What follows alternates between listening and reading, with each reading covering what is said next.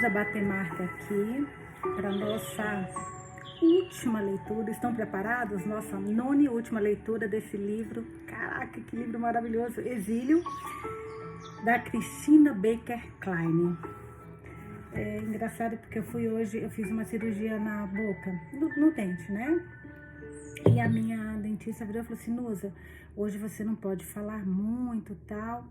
Eu olhei para ela assim e falei: deixa eu explicar uma coisa. Hoje é o último dia da leitura de um livro maravilhoso. Não tem como. Não, mas por causa da cirurgia, eu falei: não, pode deixar. Não se preocupa não, vou ficar quietinha. Agora, só não reparem que eu tô com a boca torta por conta da anestesia. Mas, gente, imagina deixar de ler hoje. Socorro, o que foi aquela última leitura, pelo amor de Deus. Aí eu fiz a pergunta, né, que episódio com doces surpresas. E amanhã, hoje, no último capítulo de leitura, da leitura que esperam. Aí a Zelda: desde o dia que chorei e choro até hoje sobre a morte da Evangeline, né, não tive mais nenhuma vontade de continuar, de ver como terminaria este livro. Mas aos poucos estou aqui. É aquela revolta que a gente tem quando o autor faz uma merda homérica, que você fala: como você pôde? Mas eu tô super curiosa. A Josefa Silva: que livro rico. Engraçado que a inveja não tem raça, nem status e nem tempo, né? Porque a gente tá falando de um livro de 1840. Aí ela continua: até pessoas na mesma situação se sentem no direito de prejudicar a vida de outra pessoa, mas que bom que existe a lei do retorno. Concordo. A Elisa Mendes Fazim: que lindo esse romance e amor que Rubi vai despertar nesses dois. E eles vão levar Matina também para formar uma linda família. E eles vão trabalhar juntos. Finalmente o livro vai ter o final feliz. Que todos os anjos escutem essa tua mensagem, porque como eu queria que ela voltasse e pegasse. E aí uma amiga nossa falou que a história da Matina é real, né? Eu fiquei pensando: gente, mas se a Matina morrer, cara, morreram milhões, então tudo bem, ela seria tipo, representava, que nem na Herdeira do Mar. Mas eu peguei e falei: cara, mas pra ter, de repente, pra escritora ter ido atrás da história, quem sabe é porque teve um final muito diferente. E quem sabe ela adotou, né? A Cristina de Nadai: enfim, um capítulo feliz. Razel e o doutor darão um lindo par. Dá até pra ouvir a marcha nupcial. Ai, minha filha, nem me fale, eu também. Escutei tudo. Matina é um caso à parte, deve estar sofrendo muito. Será que ela também será adotada por Razel e o doutor? Ai, como eu queria, Cris. A Soninha: nossa, eu falo dói um pouquinho. Eu tenho que falar um pouquinho mais assim pra não doer, tá? As coisas começam a melhorar, mas ainda estou com medo do marinheiro bandido. Matina deve lutar por seu povo. Quanta maldade da civilização. Cara, é muita gente ruim. A Anitta, né? Nívia Rantorni: me emocionei por todas as Matinas que foram tiradas do seio familiar e abandonadas. Não acredito que tenha final feliz. Ai, não, Nita, eu acredito, super acredito. Espero por isso, inclusive. Chorei com o reencontro de Razel e Rubi. Obrigada, Nusa, pela leitura. Você é demais, fofa. A Graziela: mas, hein? Nesse livro, se a gente não chora de tristeza, chora de alegria e emoção. Bonitinha. Estou desidratando, Nusa, mas finalmente as coisas começam a dar certo para Razel. Matina também merece um final feliz. Cara, e como merece? A Cristiane Barros, S. Barros: rezando para Razel se lembrar da Matina, fazendo planos para a nova família. Razel, Dani, Rubi, Matina e, por que não, mais um bebê deles. Adorei. E tipo assim, uma carinha até suando. Mas acho que ainda teremos momentos ruins antes disso. Vai ter não, vai ter só coisa boa agora, gente. Vamos vibrar coisa boa, coisa boa, coisa boa. Só maravilhas, só maravilhas. A Carolzinha: Carol, hoje eu chorei tudo que ficou entalado por tempo demais nessa leitura. Foi um café da manhã emotivo. E a carinha chorando: acho que agora que as coisas começam a melhorar, pude liberar toda a tensão. Bonitinha você, Carol. Esse livro foi punk, foi pesado. Razel é astuta e generosa. Ela é demais.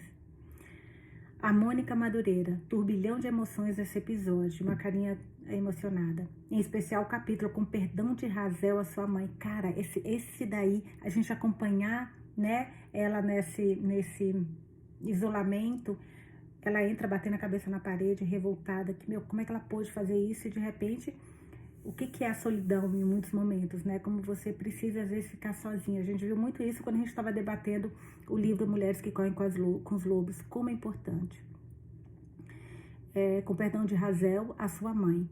Libertação das suas mágoas e final encontro com Rubi. Não, sinceramente, esse capítulo foi assim, maravilhoso, maravilhoso. Mas vamos lá que eu tô muito curiosa para saber o que nos aguarda. A gente vai hoje para a página 261, Robert Tal, 1843. Era estranho se sentir tão livre. O vento no rosto quando estava sentada em um banco no cais com Ruby, porque ela agora tá literalmente livre, né? Vendo os navios chegarem, sentar-se à sombra de um teixo e se maravilhar com a imensa expansão do céu. Descascar uma laranja, ou duas, ou três, com os dedos e colocar os gomos doces e azedinhos dentro da boca. Assistir a massa cozinhar em uma frigideira de ferro fundido. Ir para a cama quando quisesse. Dormir até mais tarde se não se sentisse bem. Rir alto, sem sofrer repressão. Guardar seus pertences em uma gaveta sem temer que fossem roubados. Quantas coisas pequenas que a gente tem que a gente nem percebe, né? Gente, descascar uma laranja e conseguir chupar a laranja sem problema. Era estranho se sentir como uma pessoa no mundo. Razel costurou para si algumas blusas e calças com as pernas tão largas que, se não prestasse bastante atenção, pareciam saias. Sua própria mãe sempre usara calças desse tipo. Eram mais confortáveis na sala de parto, dizia ela. Você ficará conhecida como a esquisita que usa calça, implicava Maeve, porque naquela época a mulher não podia usar calça, né? Razel sorriu. Quem sabe eu inicio uma moda. Em uma tarde quente, Razel levou Ruby para fazer compras no mercado a céu aberto, sempre cheio, perto do cais, e viu um grupo de mulheres saídas recentemente de um navio de prisioneiras, arrastando-se na direção da rua Maquari. Ela segurou a mão de Ruby e se virou de costas. Não suportava olhar. Razel estava no mercado com Ruby vários dias depois, comprando frutas e vegetais, debatendo se deveriam comprar cerejas ou ameixas, quando percebeu uma pequena comoção adiante. Um barulho agitado que parecia vento passando no meio das árvores. Algumas pessoas atravessaram para o outro lado da rua, sacudindo a cabeça e olhando de soslaio para trás. O que ela está fazendo aqui, em meio à sociedade do bem? Perguntou uma mulher para outra ao passarem. Pensei que a tivesse mandado de volta para viver com seu povo, onde ela pertence. Opa. Razel segurou Ruby pelas... Ai, meu coração acelerou agora, juro por Deus, me deu um... Razel segurou Ruby pelas mãos e abriu caminho pela multidão. Era Matina. Ela estava parada no meio de um grupo de curiosas com o rosto erguido e a boca meio aberta. Estava mais alta, mais magra. Os ossos de sua bochecha salientes e os lábios rachados. O cabelo estava embaraçado. A nágua do vestido coberta de sujeira. Ela olhava ao redor com desinteresse e olhos vazios. Esfregava os colares de conchinhas verdes que usava no pescoço. Vergonha, disse o homem com desprezo, está bêbada. Agora que ele havia dito isso, Razel percebeu que era verdade. Matina, chamou ela. A menina se virou com as sobrancelhas franzidas.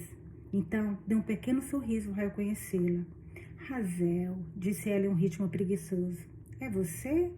Ela cambaleou levemente. Ainda tenho eles, afirmou acariciando os colares. Fico feliz. Os curiosos estavam quietos, observando a conversa. Ao fixar os olhos em Ruby, Matina perguntou. É a sua menina? Sim, Ruby. Ruby, repetiu ela cantarolando e abriu um sorriso. Olá, Ruby. Esta é Matina, disse Razel para Ruby. Diga oi para ela. Oi? Sussurrou Ruby, escondendo-se atrás de Razel, tímida. Matina inclinou a cabeça para Razel. Você conseguiu sair. Um burburinho se espalhou pela multidão. Razel sentiu seu rosto ficar vermelho. Embora as ex-condenados estivessem em todo canto, não era considerado civilizado mencionar este fato em público. Razel segurou a mão de Ruby e apontou para um pequeno parque do outro lado da rua. Que tal irmos até lá? Está bem. Matina estendeu os braços para a frente e para os lados, os dedos todos abertos e gritou, saiam da frente! Quando a multidão abriu caminho, ela conduziu Razel para o outro lado, olhando para a frente, seus passos excessivamente firmes. Ela ignorou as pessoas apontando e encarando, sussurrando com as mãos sobre a boca. Ao chegarem no parque, Razel disse, eu tentei vê-la no orfanato, eles não deixaram. Eu sei. Eles te disseram? Não me diziam nada. Eles me colocaram trancada em um quarto, mas você disse que tentaria, e eu acreditei. Que linda. Razel sentiu uma dor na garganta. Quanto tempo você ficou lá? Matina balançou a cabeça lentamente, como se estivesse tentando lembrar. Nem sei. Eu sequer sabia como fazer para contar o tempo. Ela ergueu a mão e encostou na cabeça. Eles me batiam, raspavam minha cabeça, afundavam minha água gelada. Não sei porquê. Diziam que eu era insolente. Talvez eu fosse mesmo. Matina, você era uma criança. Eu era. Sua voz tremeu. Ela olhou para baixo. E ainda é, pensou Razel. A multidão do outro lado da rua praticamente tinha se dispersado, embora alguns curiosos ainda estivessem olhando para elas. Razel fez um gesto na direção de um banco sobre eucaliptos, de frente para o outro lado. Você quer se sentar com a gente um minuto? Matina assentiu. No banco, Razel puxou Rubi para o colo. Matina se sentou ao lado delas. A luz do sol passava entre as frestas das folhas e flores da árvore sobre elas, salpicando seus rostos de pontinhos amarelos. Quando você saiu do orfanato? Perguntou Razel. Matina deu de ombros. Tudo que sei é que um dia eles me arrancaram de lá e me colocaram um barco de volta para a ilha de Flinders. Caraca, mas nada era igual lá. Meu padrasto tinha morrido de influenza, disseram. Ela sacudiu a cabeça de novo. Uma lágrima escorreu em seu rosto. A maioria das pessoas que eu conheci estava morta. O resto estava morrendo de fome. E de qualquer forma eu tinha desaprendido a língua. Eu estava diferente demais. Então eles me mandaram de volta. Putz, nem lá nem cá, né? Para o orfanato? Sim, durante um tempo. E depois para um lugar deplorável chamado Osister Cove, um antigo local para condenados. Todo mundo estava doente e morrendo lá também. Razel olhou dentro dos olhos brilhantes da menina com lágrimas nos próprios olhos. E como você veio parar aqui? Eu fugi. Consegui trabalho com uma costureira que tem um bar fora da cidade. Ela me deixa alugar um quarto. E o que você faz para ela? Eu costuro, sirvo rum, bebo rum. Ela ri um pouco. Vou dormir, acordo e faço tudo de novo. As noites são longas, mas eu durmo durante o dia inteiro, basicamente. Principalmente para evitar. Ela gesticulou na direção do outro lado da rua. As pessoas são cruéis. Estou acostumada. Rubi apontou para os colares de Matina. Bonitos. Matina passou os dedos nas conchinhas. Ela pareceu feliz em mudar de assunto. Minha mãe fazia esses colares, contou ela a Rubi. E a sua mãe? Ela ergueu o queixo na direção de Razel. Roubou meus colares de volta da mulher que os havia roubado de mim. Razel se encolheu. Eu não roubei exatamente, explicou ela para Rubi. Eles nunca pertenceram àquela pessoa. Matina se inclinou na direção de Rubi. Você quer um? Rubi ficou animada e levou a mão aos colares. Não, você não deveria. Razel colocou a mão sobre os dedos de Rubi. Ela olhou para Matina por cima da cabeça de Rubi. Eles são seus, Matina. Não precisa de todos. Eles foram feitos para serem compartilhados. É que eu nunca tive ninguém para quem pudesse dar um. Ela passou os dedos nele. A questão é que estão entrelaçados. Você pode me ajudar? Eu quero um, mamãe, falou Rubi. Matina tirou o emaranhado de colares pela cabeça e entregou-os a Razel. Você foi a única pessoa realmente bondosa comigo em todos os anos em que vivi com os Franklins. Razel sentiu seu coração se contorcer. Ela não havia feito nada demais no fim das contas. Era terrível perceber que seus gestos irrisórios haviam sido o único afeto real que Matina recebera. Ela pensou no quanto Matina dava para lá e para cá na propriedade após os Franklin viajarem de férias sem ela. Ao olhar para os colares em sua mão, Razel respirou fundo. Bem, eu me tornei habilidosa com nós, verdade. Ao passar os dedos sobre as conchas, ela desfez os emaranhados até ficarem frouxos e as conchinhas se separaram em 3 colares compridos. Ela pendurou os 3 entre o polegar e o indicador e os exibiu. Matina pegou 2 colares e os colocou ao redor do seu pescoço. Depois, passou o terceiro pela cabeça de Rubi e segurou a ponta dele, mostrando a ela as conchas verdes iridescentes. Eu vi minha mãe fazer esse colar. Ela usava um dente de marsupial para fazer esses buraquinhos. Depois esfregava as conchas com óleo de pato para deixá-las brilhantes. Está vendo?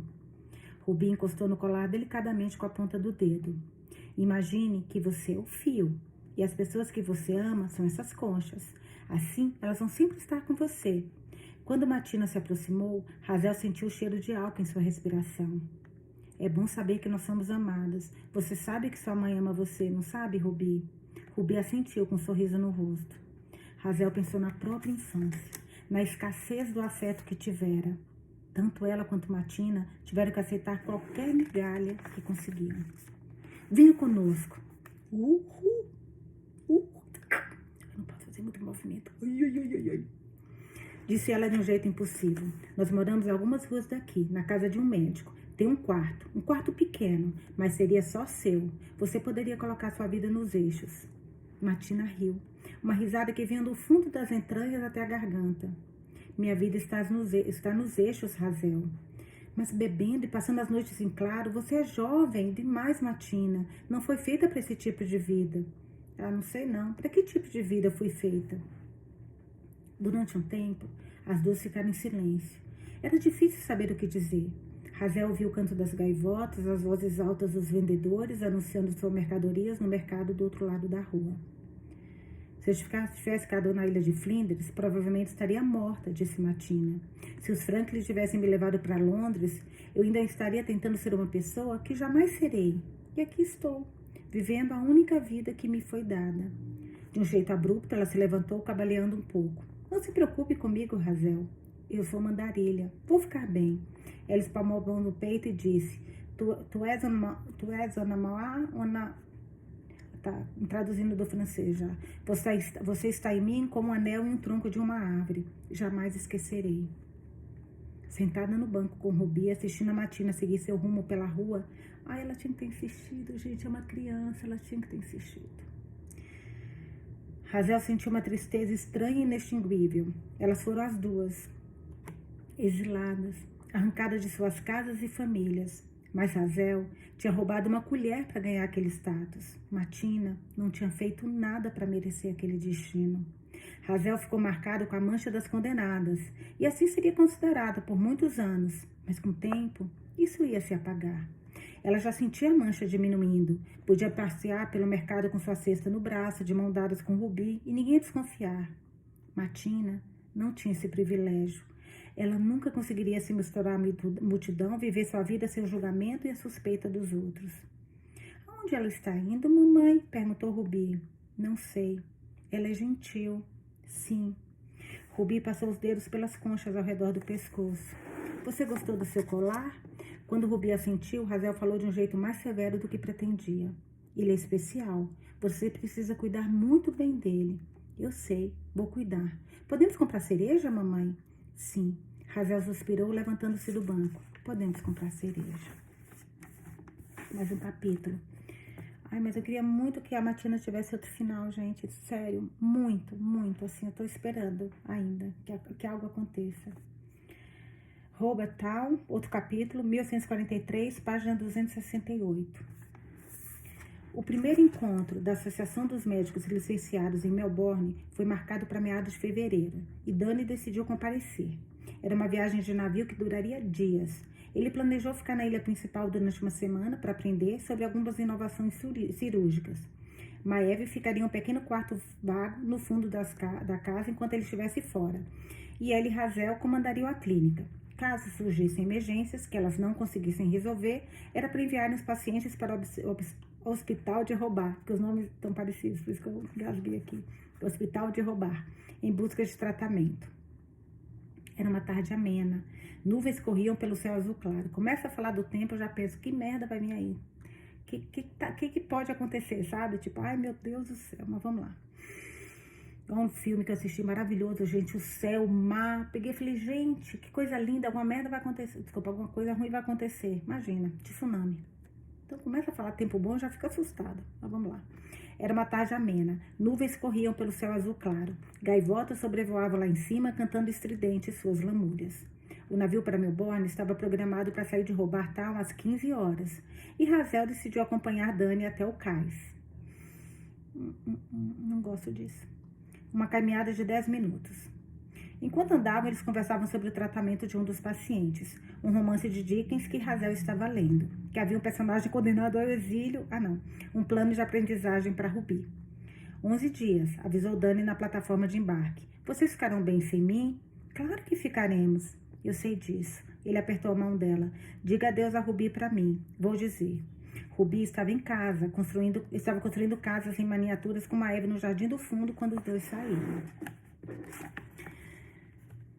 Sentada em um banco no pier da rua Elizabeth, depois de Danny embarcar, Razel observou os marinheiros do enorme navio de madeira correrem para erguer a plataforma. O ar tinha cheiro de madeira queimada, incêndios que ocorriam além do perímetro da cidade. Ela olhou para as algas verdes fluorescentes no leito da orla e para os barcos atracados no cais. A luz do sol brilhando nas ondas como estrelas invertidas. Como costumava fazer quando olhava para a água? Nossa, meu coração está tão acelerado. Ela pensou em Evangeline, lá nas profundezas. Lembrou-se de um trecho de A Tempestade. Nossa. Teu pai está a 5 braças, dos ossos nasceu coral. Ariel conta a Ferdinândia que seu pai, que se afogou, sofreu uma transformação marinha. Seus ossos foram transformados em corais, seus olhos em pérolas. Uma transformação marinha. Talvez isso fosse verdade para todos eles. Depois que o navio de Dani foi solto do atracadouro, Razel vagou pela rua Campbell, fazendo uma lista mental das coisas que precisava fazer. Era domingo, a clínica estava fechada. Quando voltasse para casa, ela iria ler um capítulo de um livro de medicina que Dani havia sugerido e preparar alguns remédios com ervas que tinha pendurado para secar. Talvez ela e Maeve levassem Ruby ao Monte Wellington para um piquenique no fim da tarde. Presunto curado, ovos cozidos, queijo, maçãs. Elas levariam o bolo de groselha que Maeve havia assado de manhã e deixaram em cima da mesa para esfriar. Ao se aproximar da casa, Razel viu Maeve ajoelhada na horta de ervas. Era uma cena comum. Maeve colhendo hortelã, mas havia algo faltando. Razel sentiu uma pontada de medo correr pela sua espinha. Por que Ruby não estava com ela? Maeve, chamou ela tentando manter a voz firme. Maeve se virou com um sorriso. Você voltou. Onde está Ruby? Maeve se sentou nos calcanhares e sacudiu a terra das mãos. Nos fundos, com um amigo do Dr. Dani. Eu não vou dar conta, gente. Pera. Deixa eu... Só um pouquinho. Nossa, meu coração tá muito acelerado, gente. É criança e aquele cara é psicopata. Se foi ele. Eu disse a ele que o doutor não estava, mas ele queria conhecer a Ruby. Disse que estava no navio quando ela nasceu. Eu faria um chá e ele pediu de hortelã. Maeve estava segurando um galho. Razel sentiu sua pele ficar úmida. Ela não conseguia respirar direito, nem eu. Qual o nome dele? Tuck, eu acho. Bucky. Razel suspirou. Não, não! Ah, minha querida, disse Maeve, vendo a expressão tensa de Razel. Eu fiz. Razel correu pelos degraus e adentrou na porta da frente. Ruby, chamou ela. Ruby. Não havia ninguém na antessala, nem no consultório, nem na cozinha. Ela abriu a porta do quarto de Ruby, vazio. Olhou no quarto de Dani, depois no pequeno quarto em que Maeve estava dormindo. Ela podia ouvir a própria respiração acelerada, seus passos firmes. Maeve falou, agora atrás dela falou, eu sinto muito, Razel, eu não... Psh. Razel colocou o dedo nos seus lábios, pedindo silêncio, e ficou imóvel, sua cabeça inclinada como de um cão farejador. Ela foi até a porta dos fundos e olhou pelo vidro. Lá estava ele, cerca de 15 metros para dentro do jardim extenso, parado ao lado de Ruby, enquanto ela se debruçava sobre as casinhas. Perto demais. O cabelo louro estava puxado da testa, a barba mal feita, sua camiseta e calça pareciam limpas. Dignas até. Mas havia certa estranheza em seu olhar, algo desajustado. Psicopata, né, gente? Psicopata. Ele estava absurdamente magro, esquelético, como se não comesse há semanas. Razel viu o brilho de uma faca nas mãos dele.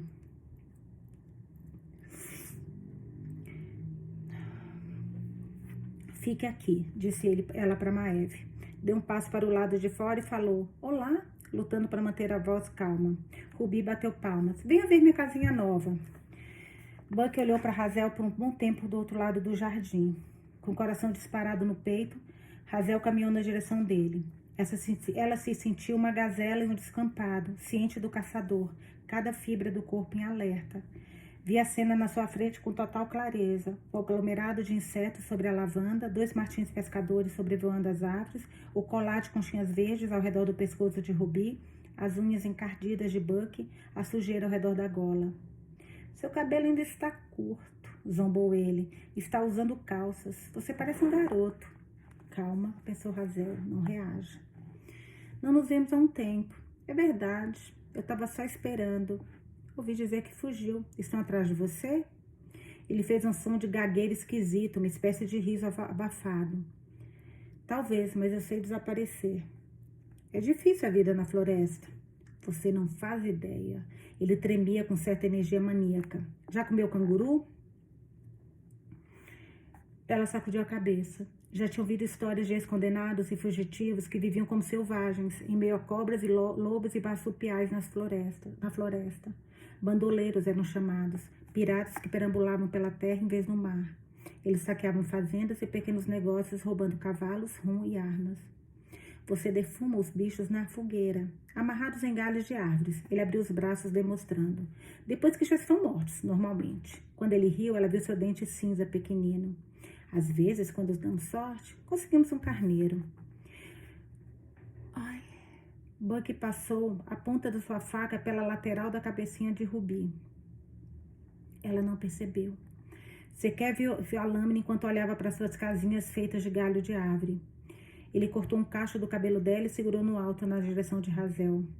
Viu como foi fácil? Podemos sempre usar uma faca afiada, como você mesmo sabe. Ele soltou o cacho na grama. Hazel estava respirando. Gente, eu juro que eu imaginei que fosse ser leve daqui, mas não tinha como nessa altura. Imagina se ela ia deixar leve. Só um pouquinho. Juro, se eu estivesse sozinha, eu parava agora, levantava. Então me dá só um segundinho. Hazel estava respirando pelo nariz, sentindo o ar preencher seus pulmões. Ela sentiu o cheiro de lavanda do jardim e mesmo dali de longe, a quadras do cais, o cheiro salgado do mar. Ao olhar para casa, ela sentiu o cheiro do bolo de groselha fresquinho saído do forno. Você deve estar com fome, sugeriu ela. Maeve fez um bolo. Temos manteiga fresca. Ela disse que você queria um chá. Buck olhou para ela. É bem verdade que não como faz um tempo e confesso que estou com a sede. Tem açúcar? Tem sim, respondeu ela. Ela pensou nas 2 missas por dia na Capela de Cascades, sermão suficiente para a vida inteira. Deixe que o ímpio abandone seu caminho e o homem injusto, seus pensamentos e deixe que ele se volte para o Senhor. E ele terá misericórdia. E ele, maiúsculo, né, que é Deus, terá misericórdia dele. Buck havia sido criança um dia, um menino. Talvez tenha sido abandonado, ou traído, ou espancado. Talvez nunca tenha tido uma chance. Ela não sabia. Jamais saberia. Tudo que sabia era sua própria história difícil. Como teria sido fácil semear amargura como ele fizera, nutri-la até que brotasse como uma flor nociva. Nós acreditamos em perdão aqui, Sr. Buck, disse ela. A vingança me soa melhor, retrucou ele. Ruby olhou para cima, sentindo uma mudança no tom de voz. Mamãe? Foi o que ela te disse? Buck puxou Ruby pelos braços, colocando-a de pé. Ela não é sua mamãe pequenina. Hazel não se conteve e se engasgou. Ruby emitiu um som baixinho, um resmungo. Hazel teve que lutar contra o ímpeto de voar em cima dele. Ela sabia que seria uma atitude tola, havia muito a perder. Está tudo bem, Ruby, disse ela com a voz tremendo de leve. Com a faca na mão, Buck se movimentou em direção à casa. Mostra o caminho. Hazel ergueu as sobrancelhas para Maeve ao entrarem na cozinha escura. Ela percebeu o momento em que Maeve viu a cena. Buck segurando uma faca, a outra mão segurando o braço de Ruby. A chaleira estava em cima do fogão. Mas tinha que ter contado para Maeve, né? Que tinha um cara doido aí. Gente, pelo amor de Deus, que segredinho é esse? Por favor, vai ficar... Presta atenção, tem um cara louco. Por favor. Vamos lá, como é que era? Ela percebeu o momento em que Maeve viu a cena. Buck segurando uma faca, outra mão segurando o braço de Ruby. A chaleira estava em cima do fogão. Água quente, adoro, joga. Mas a menina tá do lado, a Ruby. As facas estavam na gaveta. A frigideira e as panelas de ferro fundido estavam penduradas em ganchos do outro lado do cômodo. Buck intercalou o olhar entre as duas. Olhou diretamente para Hazel por cima da cabecinha de Ruby e sussurrou. Nem pense em tentar fazer nada. Eu corto a garganta dela tão rápido quanto mato um carneiro. Hazel sentia cada respiração em seu corpo. Seus olhos alternavam entre a faca na mão de Buck, Maeve parada ao lado da mesa e o galho verde de hortelã atrás dela. Maeve, suspirou ela, sua visão está muito ruim. Você pegou a erva errada. A hortelã está em uma parte diferente da horta. Ah, puta que ideia boa. Puta que ideia boa. A hortelã está em uma parte diferente da... Lembra aquela planta que mata a gente? Pelo amor de Deus, calma, Vanusa, respira. A hortelã está em uma parte diferente da horta, lembra? Ela se virou para Buck. Você pediu chá de hortelã, não foi? Não de sávia. Maeve assentiu lentamente para ela e deslizou a hortelã para dentro do poço. Ai, querido, onde eu estava com a cabeça? Você pode me ajudar, Razel, e pegar alguns galinhos para mim? Você vira o bolo. Não, interrompeu o Buck. Ela não vai sair daqui. Maeve cortou o bolo de groselha e um pedaço de manteiga na frente dele. Ele cortou o bolo com a faca que estava segurando, partiu um pedaço enorme de manteiga e passou por cima. Por alguns instantes, o único som que se ouvia era ele mastigando. Que tranquilidade desse homem, meu Deus do céu, que cara de pau, psicopata, total. O barulho das suas mandíbulas. Não quero ser modesta, Sr. Buck, mas eu faço um chá de hortelã delicioso, comentou Maeve. Vou beber água. A água gelada fica na cisterna, lá no galpão. Tenho quente aqui, fervida para o chá. Ele franziu a boca. Vá buscar hortelã então. Você, ela não. Ele apontou a faca para Maeve e depois para Razel. Nem pense em gritar pedindo ajuda. Mas ela está certa. Meus olhos já não eram mais como eram. Maeve passou a mão várias vezes no rosto. Está tudo embaçado. A hortelã parece qualquer outra erva para mim. Deixe-me ir, Sr. Buck. Eu sei onde está, pediu Razel. Você está com a Ruby, acrescentou ela rapidamente. Por que eu tentaria fazer algo? Ruby olhou para ela com seus olhos castanhos enormes. Razel deu um sorriso trêmulo para ela. Olhando para Razel, Buck segurou a faca perto da bochecha de Ruby e apontou na direção das têmporas. Vá rápido, avisou ele. Razel pegou um pote de barro pequeno na bancada, saiu pela porta e desceu os degraus da entrada. Debruçada sobre a horta de ervas, ela pegou diversos galhos de hortelã, partindo com os dedos. Depois levantou-se e virou na direção da casa do arbusto verde, com folhas grandes e flores rosa claras em formato de trombeta, que ficava ao lado da porta de entrada. Vocês se lembram que a Maeve, na primeira vez que ela estava indo para Cascades, não, de Cascades para o berçário, e aí ela estava olhando, foi pegar uma planta, e a Maeve falou assim, só cuidado, aquela ali que é conhecida como trombeta de anjo, porque aquela é tipo assim, se a pessoa toma, já sobe, morre e já vai para o céu. E, olha só, claras em formato de trombeta. Maeve encheu, cara, que pensamento, como ela foi esperta, que dê certo, né? Maeve encheu uma xícara com chá de bule e entregou para Buck. Açúcar ou mel? Açúcar. Ela arrastou o pote de açúcar até ele. Buck adicionou 2 colheres generosas de açúcar e mexeu o chá. Ruby... Ai, não. Cala a boca, Ruby. Ruby, ao seu lado, perguntou, posso tomar um pouco de chá? Você já tomou o seu chá, respondeu a Razel. Que tal um pedaço de bolo? Ruby assentiu. Nosso hortelã é forte, Sr. Buck, afirmou a Maeve. Fica melhor com bastante açúcar. Não há nada melhor do que um chá doce, não é? Buck adicionou mais 2 colheres, deu um gole pequeno e depois engoliu tudo, fazendo barulho. Partiu outro pedaço enorme de bolo e comeu de uma vez. Posso brincar com a minha casa de bonecas? Pediu Ruby. Ela não vai sair daqui, avisou Buck. É no quarto ao lado, falou Razel. Quero que ela fique onde eu possa vê-la. Ruby virou-se na cadeira inquieta. Estou cansada de ficar sentada aqui. Eu sei, disse Razel. Nosso amigo vai embora já já. Buck recostou-se na cadeira. Eu não vou a lugar nenhum. Ele ergueu a faca no ar e passou o dedo na lâmina como se examinasse se estava afiada. Razel olhou para ele, cabelo louro e lábios rachados, o rabo da sereia vermelha e preta em seu antebraço desaparecendo dentro da manga da camisa. Buck esfregou os olhos com o dedo e piscou algumas vezes. Tem carne aqui? Contanto que não seja carne de canguru, ele soltou uma risada, muito selvagem para o meu gosto. Maeve pegou o presunto curado na despensa. Ele cortou 2 pedaços enormes e comeu com as mãos.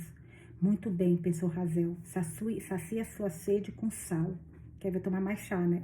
Ele bebeu uma 2ª xícara de chá e pediu uma 3ª. Quando ela entregou, ele bebeu tudo e limpou a boca com um dorso da mão. Eu estava pensando, disse ele para Razel, que nós podíamos terminar o que começamos num navio, o estupro. Ela percebeu um fio de suor escorrer pelo pescoço dele até a gola da camiseta. Você estava pensando nisso, né? É? Ele apontou para a frente da casa com a cabeça. Suor se acumulava em seu lábio superior. E um dos quartos está bom. Ela observou de perto. Ele respirou fundo uma vez e mais uma, esfregou a parte de trás da cabeça e depois, com curiosidade, olhou para a própria mão. Estava molhada, brilhando. Ele ficou olhando, abrindo bastante os olhos para deixar entrar mais luz. A questão é que está tarde demais para isso, Sr. Buck. O quê? Ele suspirou. Mas o quê? Ele se levantou rapidamente, derrubando a cadeira.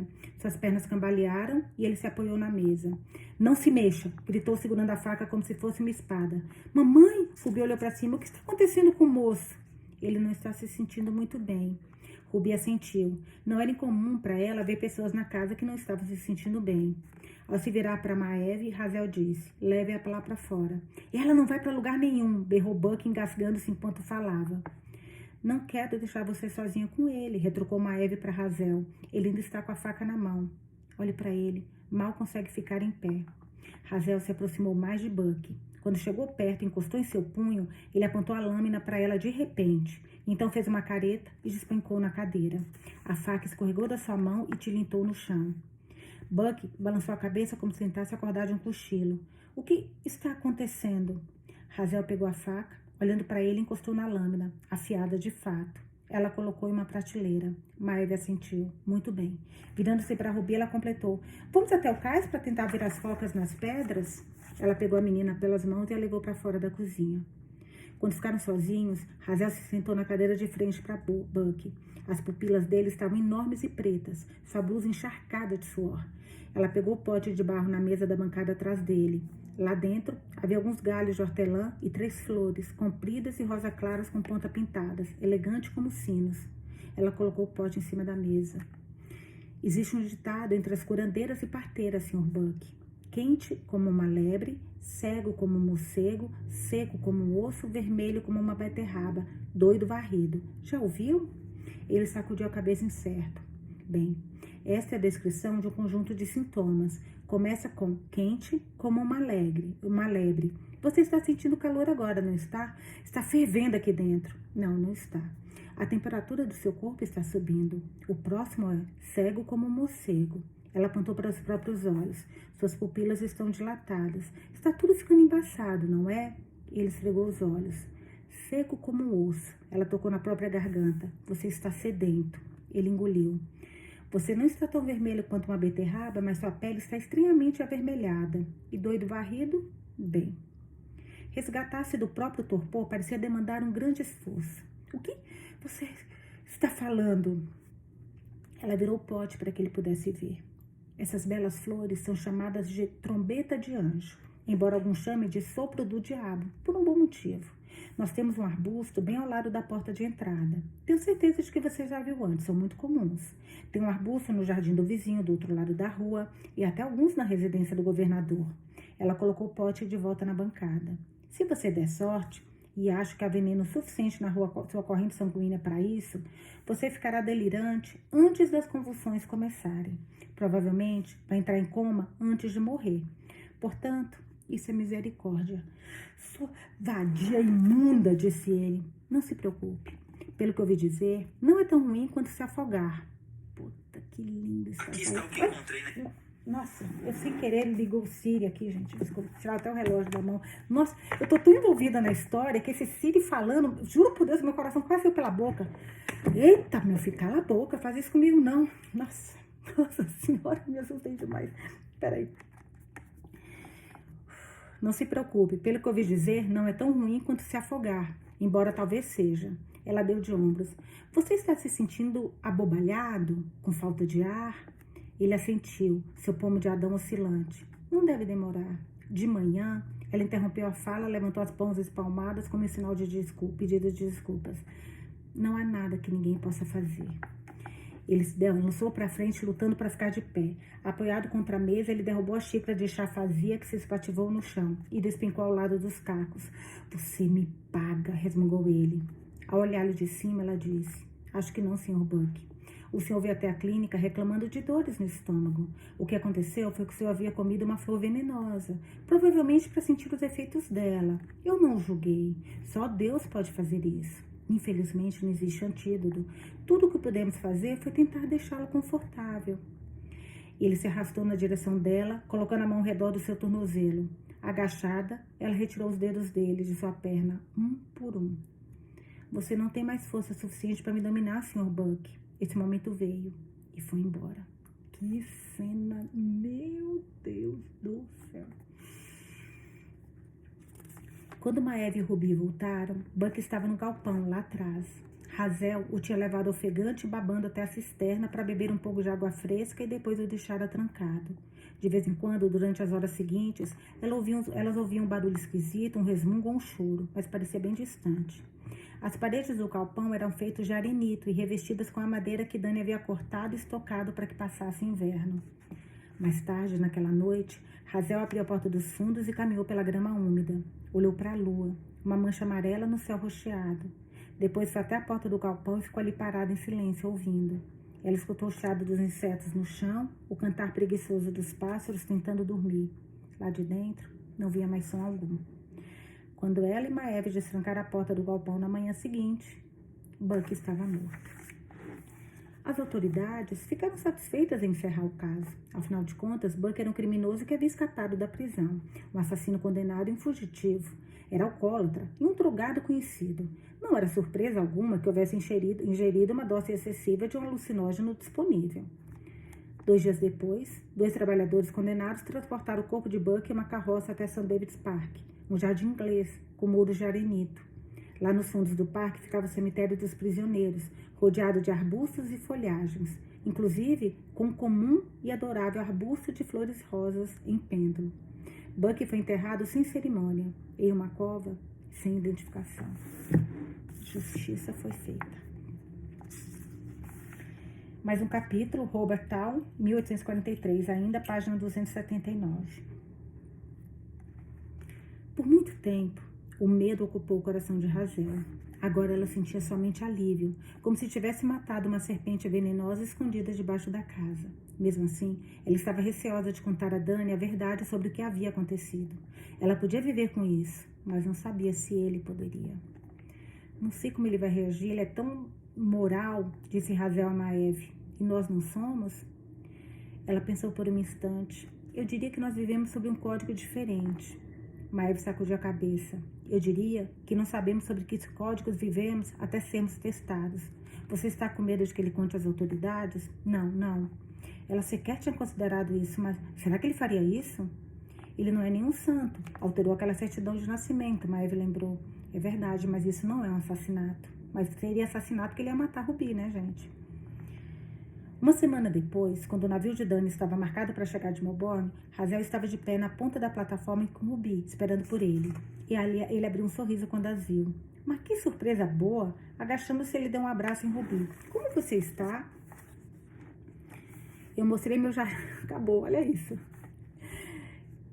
Eu mostrei meu jardim em miniatura para um homem e depois ele ficou muito doente, me respondeu Ruby. Hazel se retraiu. Não tinha lhe ocorrido que Ruby pudesse contar tudo. É mesmo? E ele está melhor agora? Perguntou Danny. Não está. Ah, querida. Ela olhou para Hazel em busca de uma explicação. Sim. É uma longa história. Seu coração acelerou dentro do peito. Viemos com o cavalo e a carroça. Pensei que poderíamos fazer um piquenique em Monte Wellington. Não seria bom? Muito bom, respondeu ele. Em Melbourne estão falando em acabar com o exílio de uma vez por todas, contou Danny, em muitos jornais. Não soa bem para o resto do mundo. Eles estavam sentados em uma pedra grande e plana, o piquenique espalhado ao redor. O vento vindo do mar batia quente no rosto deles, e as árvores estavam cheias e verdes. Gaivotas mergulhavam e davam rasantes. Nuvens baixas se formavam no céu. Abaixo deles, ondas grandes estouravam nas pedras perto da areia com espumas tão brancas como ossos. Você acha que vai acontecer mesmo? Perguntou Hazel. Eu acho. Tem que acontecer.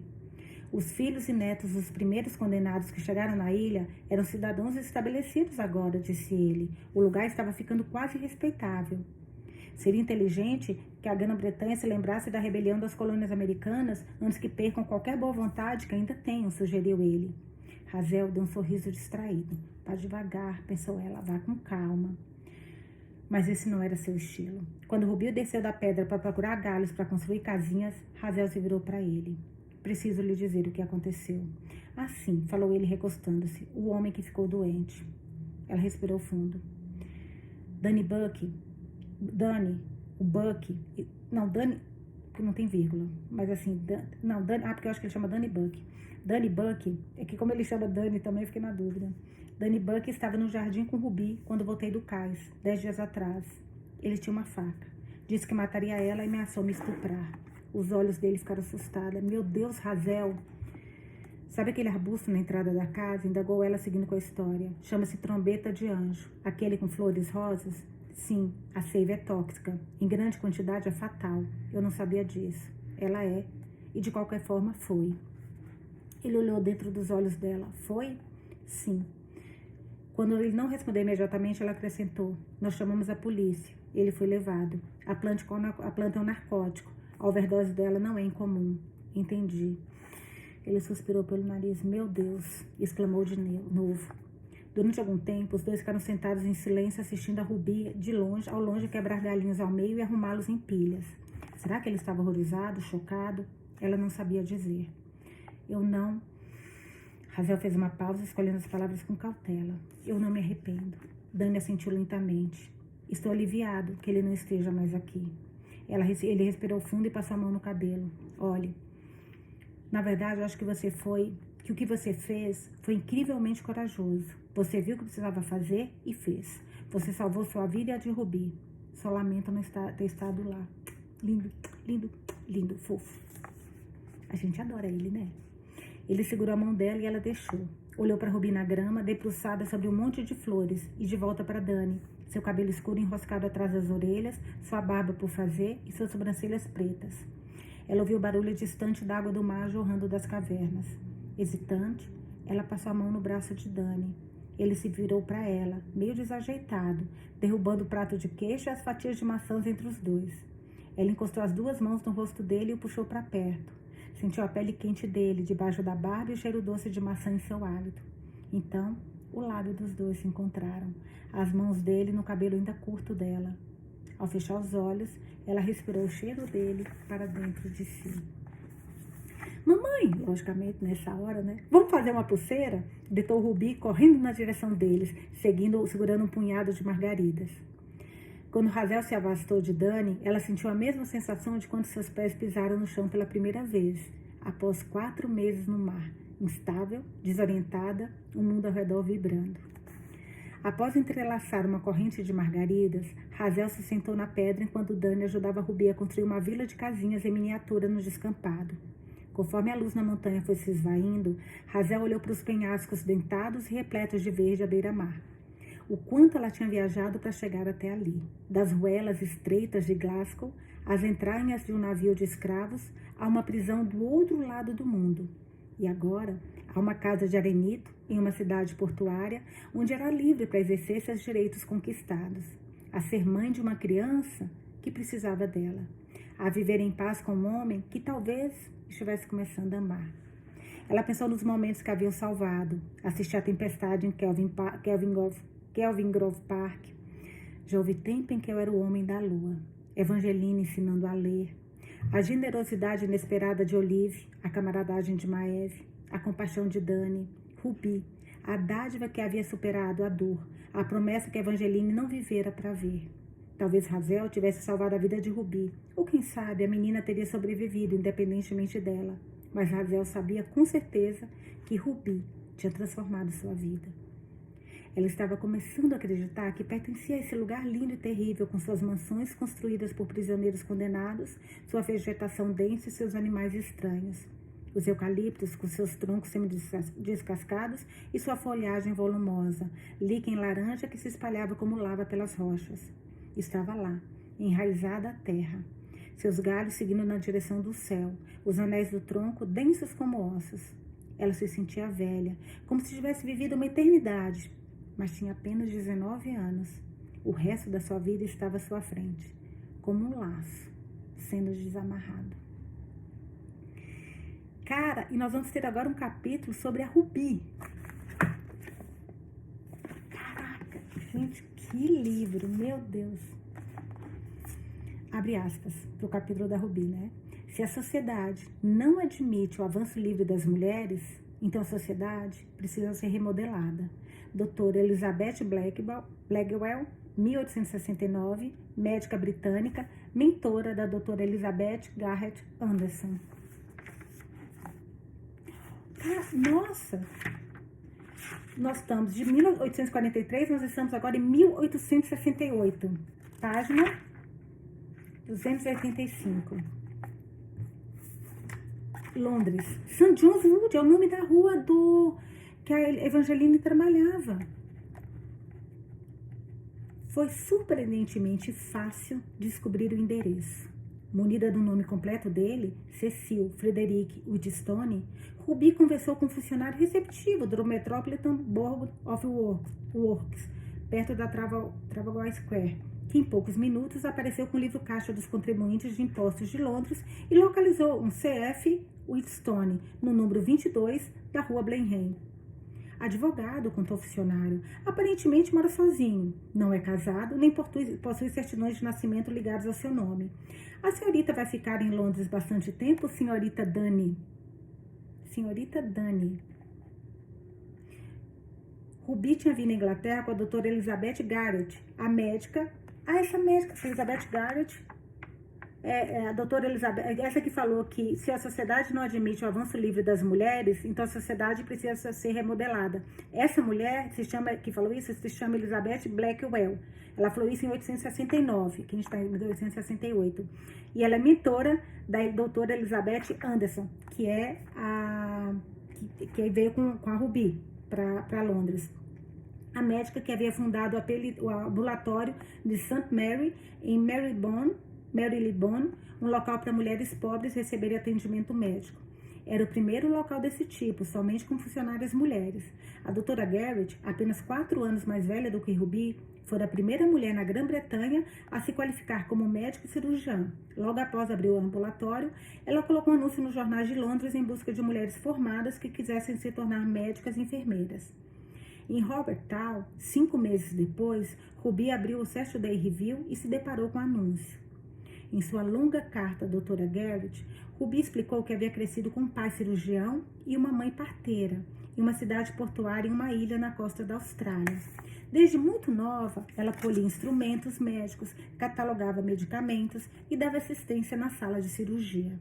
A cidade foi se expandindo, assim como a clínica da sua família. Em certo momento, seu pai fundou o Hospital Warwick, nomeado em homenagem à cidade do interior, onde havia nascido. O sonho de Ruby era ajudar o pai a comandar o hospital um dia. Mas ela havia aprendido tudo o que podia com os pais.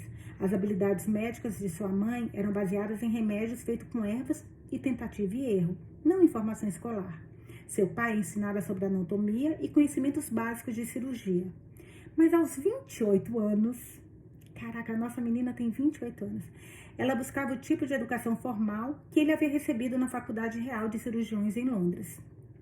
Não era permitido que mulheres estudassem em faculdades de medicina na Austrália. Portanto, essa oportunidade poderia mudar a vida dela. Ela propôs estudar com a doutora Garrett durante 3 meses, para que depois voltasse para o Hospital Warwick com as informações e técnicas mais recentes. A doutora Garrett escreveu de volta para ela. Vou encontrar-lhe uma estadia digna. Você permanecerá por 1 ano e receberá um diploma. 1 mês após receber a carta, Ruby estava em um navio a caminho de Londres. Ela nunca havia conhecido uma mulher tão franca, expansiva, ousada e revolucionária quanto a doutora Garrett. Determinada a frequentar a faculdade de medicina, em 1862, aos 26 anos de idade, ela descobriu uma brecha com base em sua tecnicalidade. A Sociedade de Boticários não havia pensado em proibir mulheres de fazer as provas até a doutora Garrett ser aprovada em todas. Depois, como membro do Comitê de Sufragistas Britânicas, que lutou pelo voto, ela apresentou petições ao parlamento exigindo voto para parlamentares mulheres. A pena de exílio na Tasmânia só terminou há 15 anos. Caraca, depois foi para a Tasmânia o exílio. Gente, só terminou há 15 anos, disse ela com sua franqueza característica quando Ruby chegou em Marylebone. Preciso perguntar, você é parente de alguma condenada? Ruby ficou pálida. De onde ela vinha, isso ainda não era falado livremente. Eu sou, respondeu ela. Minha mãe é de Glasgow e foi enviada para a Austrália aos 16 anos de idade. Muitas pessoas na Tasmânia têm origens similares, embora poucas falem sobre isso. Ah, o estigma detestado do exílio. Eu ouvi dizer que mudaram o antigo nome, Terra de Van Diemen, para tentar diminuir a associação, repugnante à criminalidade. Bem, esse não foi um motivo oficial, mas sim. Qual foi o crime da sua mãe, se você não se importa com a minha pergunta? Ela roubou uma colher de prata. A doutora Garrett deu um suspiro exasperado. É por isso que não podemos deixar que os homens façam as leis. Os resultados são absurdos de injustiça que caem sobre os mais pobres e mulheres. Esses aristocratas poderosos do alto escalão, com suas togas pretas e perucas enfeitadas, não fazem a menor ideia de nada. Ruby já tinha ido a Melbourne uma vez para passar férias no verão, mas nunca havia imaginado uma cidade tão grande e extensa como Londres, com seus polos norte e sul separados por um canal de águas agitadas e conectadas por meia dúzia de pontes. Ela ficou surpresa ao descobrir que London Bridge, tão familiar da canção de Ninar, estava praticamente intacta. Ela dividia um quarto em uma hospedaria na rua Wimpole, não sei, com mais uma das protegidas da doutora Garrett, uma mulher jovem de Lake Street, cuja família acreditava que ela trabalhava em uma agência de empregadas domésticas. Na verdade, olha isso, porque se falasse que ia ser médica, era muito vergonhoso. Então, é melhor falar que é empregada doméstica. Que doido, né, gente? Porque era uma coisa de cuidar da casa e tal. Naquela época, era a única coisa que as mulheres podiam fazer. Na verdade, a doutora Garrett observou quando Ruby chegou, ela é a única das alunas cujos pais encorajavam seu desejo de se tornar médica. Entendo que, apesar das dificuldades e limitações, viver em um novo mundo proporciona certas liberdades, e hierarquias sociais não são aplicadas de forma tão rígida. Você concorda com isso? Não sei, respondeu Ruby. Eu nunca vivi em nenhum outro mundo. Bem, agora você vai viver e poderá formar sua opinião, falou a doutora Garrett. Em seu tempo livre, Ruby explorava os pontos turísticos do Museu Britânico, a Catedral de St. Paul, dos parques verdejantes à caça de chás famosas. Ela experimentou drinks de morango, peixe frito com batatas fritas e foi ao mercado aberto em Covent Garden. Assistiu uma encenação de A Tempestade no Teatro Lyceum e um show de trapezistas em um jardim agradável em North Woolwich. Em um dos seus passeios, ela se viu diante do forte de pedras imponentes da prisão de Newgate. Caraca!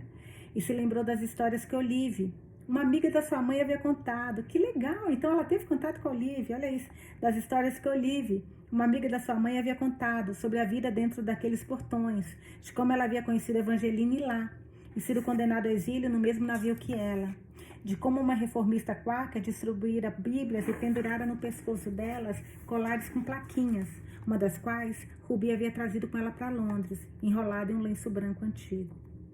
Durante sua última semana com a doutora Garrett, Ruby visitara um orfanato. Ao adentrar o portão principal, ela se sentiu tonta. Nunca conseguira se lembrar muito dos seus primeiros anos de vida no orfanato Queens, em Newtown. Mas naquele momento, ela havia sentido uma sensação de pânico tão avassaladora que achou que ia desmaiar. A doutora Garrett lhe lançou um olhar curioso. — Você está bem? Eu não tenho certeza. Vamos nos sentar um instante. Em uma cadeira na recepção, sob a assistência da doutora Garrett, Ruby tentou identificar os sentimentos que haviam tomado, aparentemente do nada: pavor, ansiedade e medo. É muito natural você ter essa reação, afirmou a doutora Garrett. Você foi uma criança tirada da sua mãe. Ela acariciou a mão de Ruby. Sua compreensão sobre como é se sentir abandonada é mais um motivo pelo qual precisamos de médicas qualificadas como você, senhorita Dani, trabalhando com populações vulneráveis em lugares longínquos como a Austrália. Agora, Ruby tinha planos de voltar para a Tasmânia dali a 2 dias. Antes de partir, só havia uma coisa que ainda faltava fazer. Ali estava ela, na frente da casa do homem, cujo lenço com monograma havia chegado à Austrália 28 anos atrás. Ela já havia caminhado pelo bairro meia dúzia de vezes nos últimos meses, tentando reunir coragem para procurá-lo. Essa eu não esperava, gente, juro por Deus, que o Cecil voltaria a aparecer em algum momento. A pintura bege da residência estava falhada em alguns pedaços e descascando dos beirais. A tinta vermelha da porta de entrada estava lascada. A cobertura dos 2 lados do portão de entrada tinha pontos de ferrugem. Mato brotava entre os tijolos do caminho de entrada. Ruby tocou o sino e o ouviu ecoar dentro da casa. Após uma espera desconfortável, a porta se entreabriu e um homem apareceu sob a luz. — Que posso ajudá-la? Era tarde demais para desistir. — O Sr. Woodstone reside nesta casa, por acaso? — Eu sou o Sr. Woodstone. O homem parecia ter uns 50 e poucos anos. Seu cabelo estava ficando grisalho perto das têmporas. Ele era magro, com os ossos do rosto protuberantes e olhos castanhos, levemente afundados. Ocorreu a Ruby que provavelmente ele havia sido bonito um dia, embora agora parecesse um tanto frágil, a pele do rosto como um pêssego maduro demais. Então, como se observasse um objeto no microscópio entrando em foco, ela percebeu sua semelhança com ele. O mesmo cabelo castanho ondulado, a cor dos olhos, a estrutura corporal esguia, o formato dos lábios, até um gesto inconsciente, uma certa inclinação do queixo. — Eu sou... Ela encostou a mão no peito. — Ruby Dani. Você não me conhece, mas... Ela colocou a mão dentro da bolsa e retirou o lenço. Estendeu e ele o pegou, examinando de perto. — Acredito que você tenha conhecido minha... Ela engoliu em seco, contemplou cada cenário possível. Ele poderia fechar a porta na cara dela ou negar sequer ter conhecido Evangeline. Ou talvez ele tivesse morrido ou se mudado. A mulher que me deu a luz, Evangeline Stokes. Ruby percebeu que ele suspirou ao ouvir o nome ser mencionado. Evangeline. Ele olhou para ela. Eu me lembro dela, é claro. Ela trabalhou brevemente como governanta para os meus meios irmãos. Durante muito tempo, imaginei o que teria acontecido com ela. Ele fez uma pausa, a mão apoiada na maçaneta, então abriu a porta. Você gostaria de entrar? A casa estava sombria após a claridade da tarde na rua. O Sr. Woodstone pendurou o casaco de Ruby no hall de entrada e a conduziu até um salão com cortina de renda nas janelas. O cômodo tinha cheiro de mofo, como se as janelas não fossem abertas fizesse muito tempo. Vamos nos sentar. Ele apontou para 2 poltronas estofadas elegantes. Como está sua mãe? Ela esperou até que os dois estivessem acomodados e respondeu. Ela morreu, 28 anos atrás. Ah, querida, eu sinto muito por isso, disse ele, embora tenha sido há bastante tempo. Ele fosse aos olhos como se estivesse calculando algo em sua mente. Achei que ela tivesse ido embora daqui mais ou menos nesse período, mas talvez esteja enganado. Minha memória não é mais como costumava ser. Ruby sentiu uma pontada na nuca. Será possível que ele não soubesse? Seu sotaque é incomum, afirmou ele. Nunca ouvi nada parecido. Ela sorriu. Tudo bem, então. Eles mudariam de assunto. Eu venho de uma ilha perto da costa da Austrália. Chama-se Tasmânia agora. Foi colônia... Ah, Tasmânia não é, na verdade. Eu achei que Tasmânia... Ai, caraca, gente. Então continuam exilando para a Austrália. Mudou o nome para Tasmânia. Eu não tinha entendido isso. Vocês tinham entendido? Para mim era como se estivesse mandando para Tasmânia, sei lá. Como fosse... Não sabia nem que Tasmânia... Caraca. Juro que fiquei surpresa agora. Vamos lá. Foi colonizada pelos britânicos. Meu sotaque é uma mistura, acho, de inglês, irlandês, escocês e galês. Não havia percebido como era esquisito até chegar aqui em Londres. Ele deu uma risadinha. Sim, neste hemisfério nós normalmente mantemos o mesmo sotaque. Você mora aqui agora? Só temporariamente. Uma empregada gorducha de cabelo grisalho com vestido azul e avental branco materializou-se na porta. Será que é a Agnes? Nossa! Ai, se fosse... Ai, tá. Chá da tarde, senhorita Woodstone? Ah, é Agnes. Ai, eu não posso abrir minha boca. Puta, doeu. Ai, desculpa, gente. No, eu abri a boca demais. Agnes. É Agnes. Não. Uma empregada gorducha de cabelo grisalho em vestido azul e avental branco materializou-se na porta. Chá da tarde, senhor Woodstone? Seria ótimo, Agnes, respondeu ele. Quando a empregada saiu da sala, eles conversaram sobre o clima por alguns minutos, como havia estado terrivelmente chuvoso até a semana anterior, mas agora havia bastante sol e margaridas, e até glicínias. O verão provavelmente seria quente devido ao inverno longo e gelado que havia enfrentado. Ruby já tinha acostumado com o estilo inglês de fazer rodeios, mas ainda assim achava confuso. Na Tasmânia, as conversas tendiam a ser mais diretas. Quando você retorna para a Austrália? Perguntou ele. O navio parte na sexta-feira. Que pena, você vai perder as rosas. Somos bastante conhecidos por causa delas. Nós também temos rosas belíssimas.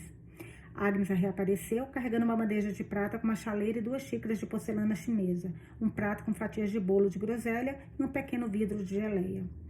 A residência está com a equipe bastante reduzida, disse o Sr. Woodstone quando a empregada servia chá nas xícaras e cortava minuciosamente as fatias de bolo em pedacinhos. Agora somos só nós 2, não é, Agnes? Nós nos viramos bem, respondeu Agnes, mas não se esqueça da Sra. Crinsby. Não queremos que eu vá fazer confusão na cozinha. Não podemos esquecer da Sra. Crinsby, apesar de eu não ter muita certeza de quanto tempo ela ainda ficará conosco. Eu a encontrei guardando os ovos na caixa do correio outro dia. Ela está ficando meio doidinha.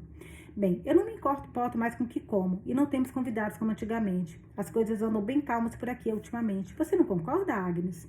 Ela sentiu. Calmas como uma pluma voando no céu.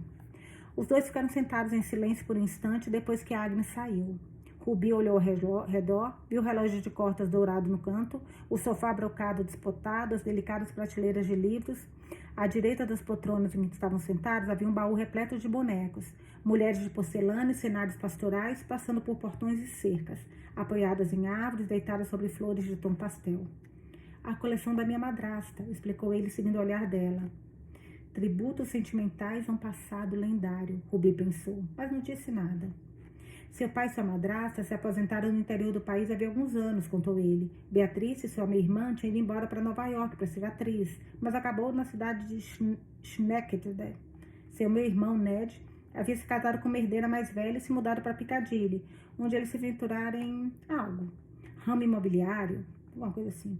Eu lamento em dizer que, infelizmente, nós perdemos o contato, falou ele, servindo uma chá peneirado na xícara de rubi. Então, talvez você possa me contar o que aconteceu com a Evangeline. Ela deu um gole, morno, colocou a xícara na mesa. Eu nem sei por onde começar. O quanto você sabe? Pouquíssimo. Ela trabalhou aqui somente por alguns meses, se bem me lembro. Eu viajei para Veneza de férias e quando voltei ela tinha ido embora. Rubi olhou para ele de um jeito meio desconfiado. Ela foi acusada de ter roubado o anel que você deu a ela. Sim, eu sei disso. Ela sentiu uma pontada de raiva no estômago. Você nunca... Ela mordeu o lado inferior. Você nunca disse às autoridades que deu o anel a ela? Ele respirou fundo e coçou na nuca. Minha madrasta sabia, é claro que ela sabia. Antes de eu ir para a Itália, ela me avisou para ficar longe da governanta. Então, aparentemente, a Evangeline teve um acesso de raiva e empurrou Agnes escada abaixo. Portanto, na verdade, não foi pelo suposto roubo, foi uma acusação de tentativa de assassinato. Agnes, sua empregada? Sim, ainda está aqui depois de todos esses anos. Ainda aqui, viva e bem, Rubi sacudiu a cabeça. Você nunca tentou encontrar a Evangeline? Ouvir o lado dela da história? Eu, não. Rubi se lembrou de como Olivia havia descrito Evangeline na prisão, alimentando esperanças de que esse homem iria procurá-la e sentiu os olhos se encherem de lágrimas. Ela ficou em Newgate durante meses e depois foi sentenciada ao exílio por 14 anos e trancada em um navio de escravos. Ela foi assassinada por um marinheiro durante a viagem, um ex-condenado. Ele respirou em silêncio pelo nariz. Eu não sabia disso, é realmente inimaginável. Ela era uma mulher sozinha, sem recursos e sem ninguém para defendê-la. Você poderia, pelo menos, ter testemunhado a favor do caráter dela. Ele pareceu um pouco impressionado com a raiva dela. Ela mesma estava surpresa. Ocorreu a ela que a franqueza da doutora Geldith talvez a tivesse atingido. Ele suspirou. Veja bem, disse ele, foi-me dito de uma forma bem direta que eu não me metesse, que não era apropriado que eu me envolvesse, que por pouco não havia causado um escândalo na família e que haviam cuidado de tudo, que eu não poderia bagunçar tudo de novo. Se serve de consolo, eu fiquei arrasado com isso. Mas não o suficiente para enfrentar sua madrasta. Você já era um adulto, não era? Ele deu um sorriso sutil. Você é bastante direta, senhorita Dani. De repente, Rubi sentiu uma espécie de aversão ao homem sentado na sua frente. Ao abrir o fecho da sua bolsa, ela pegou uma plaquinha presa a um cordão vermelho desbotado. Ergueu e disse. As prisioneiras tinham que usar isso aqui no pescoço do navio. Esse era da Evangeline. É tudo o que eu tenho dela. Ela o colocou na palma da mão dele, além do seu lenço. Ele esfregou a placa com os dedos, virou do outro lado, avistou o número 171 gravado no verso, então olhou para cima. O que você quer de mim? A voz dele era quase um sussurro. Rubi o fio tec, tec, tec do relógio de corda no canto da sala. Ela sentiu a batida metronômica do próprio coração. Você é meu pai biológico, já deve ter percebido. Ele olhou para Lela, a luz âmbar da lâmpada, as mãos nos joelhos esfregando o tecido da calça. Você sabia que ela estava grávida, disse ela, e não fez nada. Eu não sabia de fato, ninguém disse isso, mas se é para ser sincero, eu admito que eu suspeitava. Ele respirou fundo. Creio que há uma covardia moral profunda nas raízes do caráter da família Woodstone. Espero que você não tenha herdado. Não herdei. O silêncio perdurava o ar entre eles. Tive a sorte de ter sido adotada, confessou ela por fim. Tenho pais que me amam, que lutaram por mim. Não quero nada de você. Ele assentiu lentamente. Com uma exceção, talvez. Eu gostaria de ver o quarto em que a Evangeline dormia enquanto morava aqui. Está fechado há anos. Ele encostou o dedo na boca. Mas acho que não há mal algum. Cara, que homem frio, que homem péssimo. Ele lhe entregou a placa. Ela envolveu no lenço puído e guardou-a de volta na bolsa. Então seguiu por um longo corredor revestido de papel de parede listrado de verde e rosa e fez uma curva até uma porta que se abria para um lance de escada estreita. Eles desceram e passaram por uma cozinha grande e depois por uma sala de jantar humilde, onde uma senhora pequenina de cabelo grisalho estava sentada à mesa catando feijão. Ela ergueu o olhar e apertou os olhos por trás dos óculos redondos de hastes grossas. Senhor Stone, onde você encontrou a senhorita Stokes? Ela não pode entrar aqui, não depois do que fez. Ah, não, não, retrucou ele, erguendo as mãos. Você está equivocada, senhorita Grimsby. Essa é a senhorita Dunny. Acho que vi um fantasma, murmurou ela, sacudindo a cabeça. O Sr. Woodstone lançou um olhar constrangido para Ruby, e os dois continuaram andando. Passaram pela sala de jantar e desceram por um corredor. Ele abriu a porta direita e ela o seguiu para dentro de um quarto pequeno. A única janela que havia, bem alta na parede, estava fechada.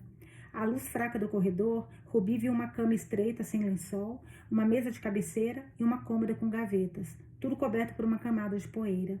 Ela se sentou no colchão. O forro estava irregular. Evangeline havia deitado nessa cama, caminhado por esse chão.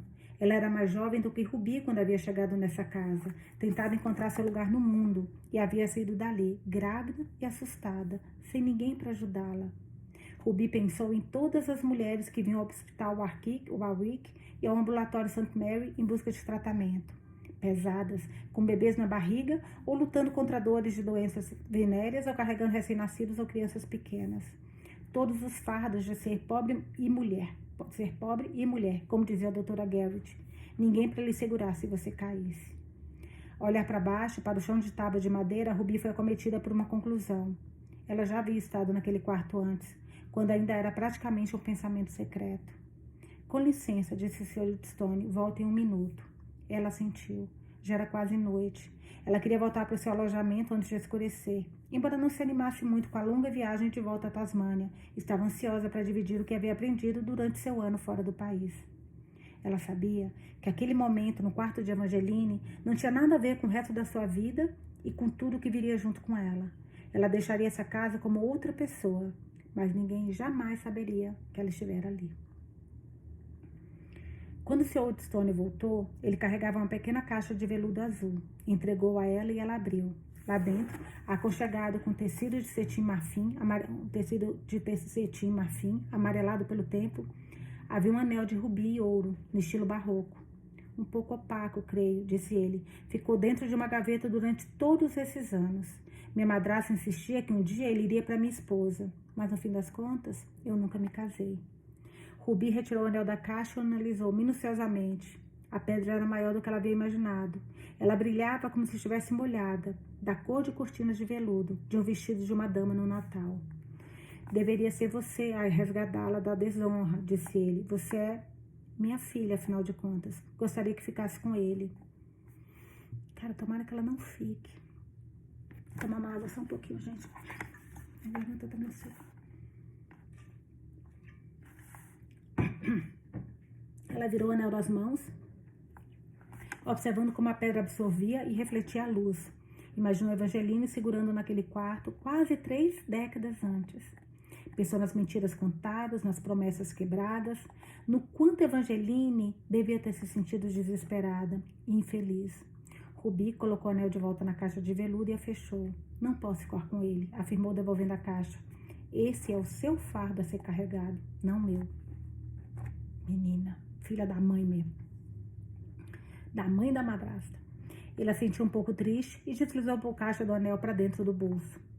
Parado na porta, alguns minutos depois, ele tirou uma série de moedas do bolso. Deixe-me pagar o seu transporte. Não é necessário. É o mínimo que posso fazer após você ter vindo até aqui. Ele despejou diversas moedas na mão dela. Bom, está bem. Ele parecia se demorar tentando mantê-la por ali por mais tempo. Queria lhe dizer que ela era uma menina adorável, sua mãe, e muito inteligente. Sempre com o rosto afundado em um livro. Havia muita gentileza nela, um tipo de inocência, acho. Você tirou isso dela. Mas você sabe disso, não sabe? Ruby não esperou a resposta dele. Mas não queria nem que tivesse pego esse dinheiro do transporte. Mas nada desse homem, mas nada. Ai, quase quebrei meu óculos. Ruby não esperou a resposta dele. Enquanto descia as escadas dos degraus de frente da casa, o ar estava gelado e com cheiro de chuva. A luz delicada do fim da tarde se espalhava pela entrada de cascalho, pelos paralelepípedos antigos, pela glicínia roxa que subia pela treliça. Quando chegou ao portão, ela empilhou as moedas na superfície plana de uma estaca de cerca, da cerca. Agora, boa. Não pegou, não. Voou com ele, não. Ela deixaria Londres para trás e retornaria ao seu lugar e às pessoas que amava. Viveria o resto da sua vida na Austrália e seus dias seriam atarefados e ocupados. Ela ajudaria seu pai com a clínica, assim como ele havia feito tempos antes com seu próprio pai. Conheceria um homem e se casaria com ele, e juntos teriam 2 filhas, Elizabeth e Evangeline. E ambas frequentariam a primeira escola de medicina da Austrália, que permitia alunas em 1890. No último ano do século XIX... pera, o que ela tá pensando, gente? Calma. Eu acho que isso a autora tá falando que vai acontecer. Posso só reler? Desculpa, porque eu fiquei um pouco confusa. Vamos lá. Agora ela deixaria Londres para trás e retornaria ao seu lugar às pessoas que amava. Viveria o resto da sua vida na Austrália e seus dias seriam tarefados e ocupados. Ela ajudaria seu pai com a clínica, assim como ele havia feito, tempos antes com seu próprio pai. Conheceria um homem e se casaria com ele, e juntos teriam 2 filhas. Olha que legal! Elizabeth e Evangeline. E ambas frequentariam a primeira escola de medicina da Austrália, que permitia alunas mulheres em 1890.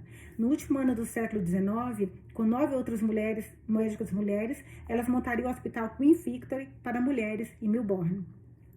Ruby não tinha ilusões sobre o local para onde estava voltando. Aquela colônia ainda jovem do outro lado do mundo, construída em solo roubado, que exterminou toda a vida que ela existia e prosperou mediante o trabalho escravo de prisioneiros.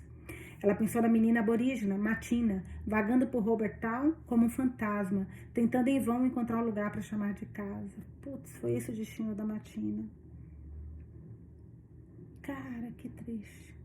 Pensou nas mulheres condenadas, silenciadas pela vergonha ao lutarem para apagar a mancha do que haviam vivido. Uma mancha costurada no próprio tecido daquela sociedade. Mas também lembrou das análises da doutora Garrett sobre hierarquias sociais. A verdade é que Hazel tinha conseguido transformar sua vida de uma forma que não seria possível na Grã-Bretanha, onde as circunstâncias do meio social em que nasceu, muito provavelmente, determinariam a história de seu futuro. Ruby se virou e olhou para trás. Era a última vez que ela veria esse homem, Cecil Whitstone, sem o qual ela não existiria. Era assim que ela se lembraria dele, apoiado na soleira da porta, um pé para dentro e outro para fora da casa. Ele tinha recebido tanto e ainda assim tinha feito tão pouco. Se ela voltasse para Londres em 5 ou 10 ou 20 anos, saberia onde encontrá-lo.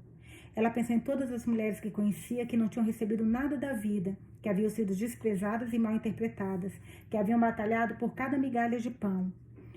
Elas eram tantas, elas eram suas tantas mães. Evangeline, que havia lhe dado a vida, Hazel, que havia salvado, Olive e Maeve, que havia alimentado e nutrido, e até a doutora Garrett. Cada uma delas vivia dentro de Ruby, e assim seria para sempre. Elas eram os anéis da árvore de que Hazel estava sempre falando, as conchas do seu colar. Ruby assinou com a cabeça para Cecil. Ele entrou e fechou a porta, e ela seguiu o seu caminho. Caraca, gente! Que livro! Que livro! Agora tem uma parte de agradecimentos, que é uma parte até um pouco comprida, não, algumas, eu acho que 4 páginas que eu vou ler para vocês. Amei esse livro, eu amei esse livro, eu amei o final desse livro. Eu fiquei muito triste com isso da Matina, muito triste. Pô, eu esperava que a Hazel adotasse, esperava muito, muito, muito. Vamos ver agora o que a autora vai falar sobre isso. E esse Cecil, hein? Pelo amor de Deus, que começou e terminou pior ainda. Agradecimentos. A tentativa de identificar a gênese de um romance pode ser o grande erro de uma pessoa. A inspiração é tão inconsciente quanto consciente. Nossa imaginação é instigada por uma miríade de acontecimentos, crenças e filosofias, pela arte, músicas e filmes, por viagens e história da família. Só quando terminei de escrever Exílio, que percebi que havia entrelaçado 3 fios separados da minha própria história da vida para contar esta trama. 6 semanas transformadoras na Austrália, aos 20 e poucos anos. Os meses que passei entrevistando mães e filhas para um livro sobre feminismo e minha experiência dando aula para mulheres na prisão.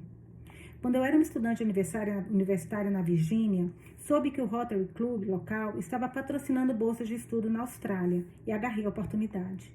Eu estava obcecada com aquele lugar desde que meu pai, historiador, me dera seu exemplar todo anotado do livro de Robert Hooks, de 1986, The Fatal Shore, The Epic of Australia's Founding. Ele havia passado a Fundação Épica da Austrália, o livro. Ele havia passado um ano dando aulas em Melbourne quando eu estava na faculdade.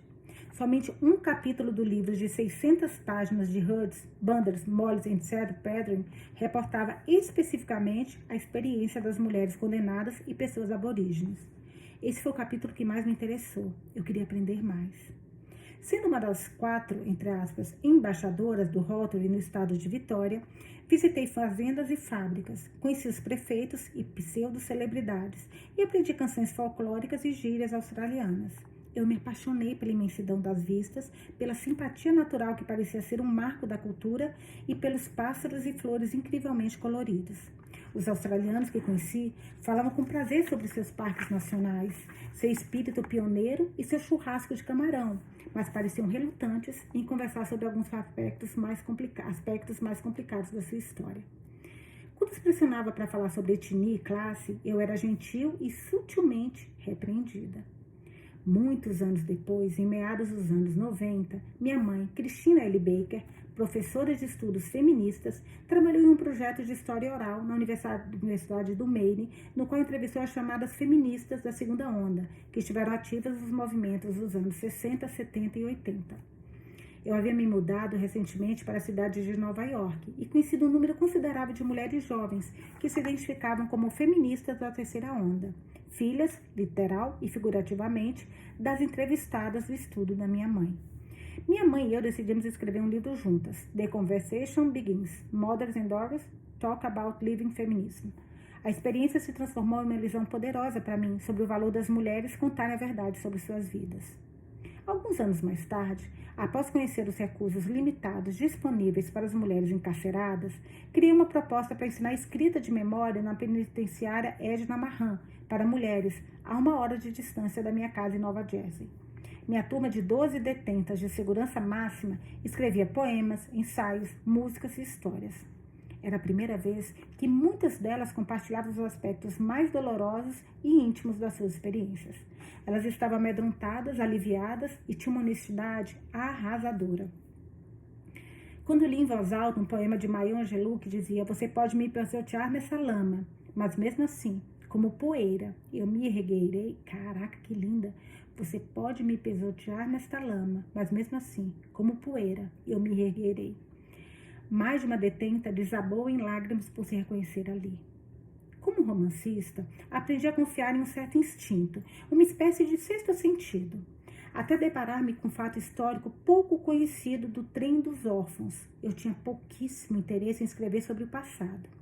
Mas no minuto em que ouvi sobre o experimento social americano de enviar 250 mil crianças no trem da costa leste para o meio oeste, eu soube que tinha encontrado meu tema.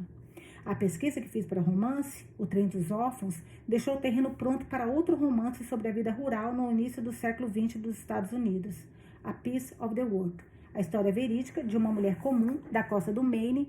Nossa, quero ler todos os livros dessa mulher, gente. Que se tornou a musa da pintura de Andrew White, Christina's World. Esses lapsos de tempo e lugar me inspiraram em busca de uma história ainda mais ambiciosa. Desta vez, um século antes e do outro lado do mundo. Uma história que tratasse daquelas perguntas que eu tinha sobre o passado complexo da Austrália que nunca haviam sido totalmente respondidas 25 anos antes. Conforme comecei a me debruçar sobre o assunto, encontrei o site da doutora Alison Alexander, uma professora aposentada da Universidade da Tasmânia, que havia escrito e editado 33 livros, incluindo The Company of Tasmania, Story, um monte de livro aqui que ela está falando que eu não vou citar também. Esses livros tornaram-se as primeiras fontes deste romance. A doutora Alexander, que é descendente de condenados, transformou-se em uma fonte inestimável, uma grande amiga. Ela me passou uma lista imensa de leituras que devorei inteira, desde informações sobre o sistema prisional na Inglaterra do século XIX, a ensaios sobre as tarefas diárias das empregadas condenadas, romances contemporâneos e leituras de não ficção. Nas minhas viagens de pesquisa à Tasmânia, ela me apresentou a especialistas, levou-me a locais históricos e respondeu perguntas seguidas de pergunta, proporcionando esclarecimentos e ideias vitais para mim. Ela e seu adorável marido, James, me receberam para jantar em sua casa, em Hobart, inúmeras vezes. E principalmente ela leu meu manuscrito com olhar criterioso e especialista. Sou grata pelo seu rigor, seu conhecimento enciclopédio e sua bondade. Aqui ela começa a falar todos os livros que ela leu. Nossa, mas até assim, é tipo uma página inteira, gente. Todos os livros em inglês. Ok. Ao pesquisar a história de Matina, achei as seguintes fontes bastante ricas: The Last of the Tasmanians, ou The Black War of Van Diemen's Land, 1870, de James Bondwick, Dr. Alexander's Biography of Jane Franklin, mencionado acima, Jane Franklin, Wanting, um romance de Richard Flanagan. Tem um monte de livro que ela falou sobre Matina. Fui inspirada por excertos da performance do Bangarra Dance Teatro de Matina, coreografado por Stephen Beige. Sou grata ao Dr. Gregory Lehman, vice-chanceler da liderança aborígene na Universidade da Tasmânia e descendente do povo Trauuwi, no nordeste da Tasmânia, por criticar sessões sobre Matina e a história do povo aborígene da Tasmânia. Empenhei-me para ser o mais historicamente fiel possível, mas, em suma, Exílio é uma obra de ficção. Por exemplo, enquanto a história da família de Matina é real, ela tinha 5 e não 8 anos quando os Franklin... Cara, ela tinha 5 quando os Franklin a levaram para Hobart. A questão sobre os cidadãos livres... a menina tinha 5 anos. A questão sobre os cidadãos livres lançavam lenços aos pés das mulheres condenadas é controversa. Optei por incluí-la. O fato do romance foram conferidos pela doutora Alexander, pelo Dr. Lema e por outras pessoas. As pequenas mudanças que fiz nos registros históricos foram realizadas conscientemente a serviço da minha história. Hoje, 20% dos australianos, um total de quase 5 milhões de pessoas, são descendentes de condenadas britânicas exiladas. Mas só recentemente, muitos australianos começaram a abraçar a sua herança de famílias condenadas e a ficar em paz com o legado da colonização. Eu dei sorte de pesquisar para esse livro nessa época. Muitos locais históricos, exposições e museus são novos. Embora os descendentes de condenações hoje formem 3/4 da população branca da Tasmânia, quando visitei a ilha pela primeira vez, muito anos antes, o Museu das Condenadas da Fábrica Feminina de Cascades só tinha 3 anos de existência. O Museu de Cascades, gente. Caraca! As exposições permanentes que exibiam história, arte e cultura aborígene no Tasmania Museu e Art Gallery, tinha aberto 2 semanas antes. Além desses lugares, visitei Runnymede, um local de patrimônio nacional preservado como uma casa dos anos 1840 de um capitão de navio baleeiro, em Newtown, Tasmânia. A penitenciária das condenadas de Hobart, o local histórico, Richmond Gall, o Museu Marítimo da Tasmânia e locais e museus de condenados em Sydney e Melbourne. Tenho sorte de ter uma editora, Catherine Nitzel, disposta a ler e criticar múltiplos rascunhos e se engajar em cada nuance, não importa o quão sutil fosse. Nesse romance, ela foi como uma treinadora pessoal na minha mente. Deixa eu ver se tem mais alguma coisa. Aí ela fala para marido, filhos e tal. Caraca, gente! Que livro, que livro. Agora vocês vão me dar licença só para eu falar uma coisa com vocês rapidinho que eu tinha marcado aqui e que eu queria muito ler para vocês. Lembra que eu falei quando eu conseguisse terminar? Tá aqui. Olha isso, que interessante, gente. Só um pouquinho que tá abrindo o site. Olha, A Infame Era dos Condenados na Austrália, do redator de Despertar na Austrália. John Hill, condenado por roubar um lenço de linho no valor de 6 pence e desterrado para a Austrália por 7 anos. Elizabeth Bason, presa por roubar cerca de 6 metros de chita. A sentença de enforcamento foi trocada, em 7 anos de exílio. James Bartlett, declarado culpado por roubar 450 quilos de fios de corda. Foi exilado na Austrália, 7 anos. George Busby, acusado de assaltar William Williams, levando uma carteira de seda, um relógio de ouro e 6 guinéus, cerca de 6 libras esterlinas. Foi condenado à forca, mas a sentença foi comutada em banimento perpétuo. Esses são apenas 4 exemplos de pessoas que foram condenadas na Inglaterra e desterradas para a Austrália em fins do século XVIII. Umas 160 mil, pelo que eu vi foram 163 mil, mas vamos lá, umas 160 mil pessoas tiveram o mesmo destino durante a infame era dos condenados. Era comum mulheres, em muitos casos, acompanhadas de seus filhos, serem sentenciadas a um termo de 7 a 14 anos. Muitos criminosos da Austrália eram meninos e meninas pré-adolescentes, diz Billy Bilt no livro Early Australia, Páginas Infames dos Primórdios da Austrália. Certo detento, conta ele, era uma criança de apenas 7 anos. O menino foi sentenciado a banimento perpétuo na Austrália. Mas a situação não era sem esperança para alguns. De fato, no caso de muitos, o exílio significou uma vida melhor. Aquela foi uma era de muitas contradições, um misto de brutalidade e compaixão, de morte e esperança. E tudo começou na Grã-Bretanha. Olha, a Grã-Bretanha do século XVIII passou por muitas mudanças que levaram ao aumento da criminalidade, com frequência em resultado da extrema miséria do povo. Para reprimir essa tendência, as autoridades criaram duras leis e penalidades. No início do século XIX, havia cerca de 200 infrações que incorriam em pena de morte. O roubo, por mais insignificante que seja, o objeto roubado, dizia um viajante, é punido com a morte. Certo menino de 11 anos de idade foi enforcado por roubar um lenço. Mas no início do século XVIII promulgou-se uma lei em que a pena de morte, em muitos casos, poderia ser comutada, trocada, em desterro nas colônias britânicas da América do Norte. Assim, com o tempo, uns 1.000 prisioneiros por ano eram degradados. No início, principalmente para Virgínia e Maryland, mas isso acabou quando as colônias se tornaram independentes da Grã-Bretanha em 1776. A partir de então, os prisioneiros eram jogados nos infames navios prisão espalhados ao longo do rio Tâmisa. É óbvio que essas cadeias flutuantes logo ficariam abarrotadas. Assim, o que teria que ser feito? O explorador James Cook forneceu a resposta quando tornou a Nova Holanda, hoje Austrália, possessão britânica. Logo depois, em 1786, ou seja, isso começou em 1786, o exílio para a Austrália, tá? Que antes era para Estados Unidos. A costa leste da Austrália foi reservada para colônias penais. No ano seguinte, ou seja, em 1787, a primeira frota partiu da Inglaterra e fundou a colônia de Nova Gales do Sul.